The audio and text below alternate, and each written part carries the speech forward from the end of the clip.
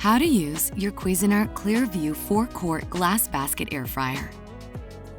Plug the unit in, then tap the power button. All programs illuminate, letting you know the unit is ready for use. Place and prep your food in the air fryer basket. Both the basket and included crisper plate are PFAS-free. Fully install the basket. Select a cooking function. The default time and temperature will appear. Tap the Start icon to begin cooking. The LED display will alternate between time and temperature. To pause cooking, remove the basket. Basket can also be used to store leftovers. For crispier, more even results, use the shake reminder. The unit will alert you with a sequence of beeps when it's time to flip or shake your food.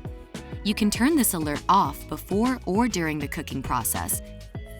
Once cooking is complete, the air fryer automatically keeps your food warm for up to 60 minutes, unless the basket is removed or the unit is turned off. When finished, tap the power button to turn off unit. Always unplug when not in use. The glass air fryer basket, lid, and crisper plate are all dishwasher safe. Allow the main unit to fully cool before cleaning. Clean the internal window using a soft sponge or damp cloth with mild soap. And that's it.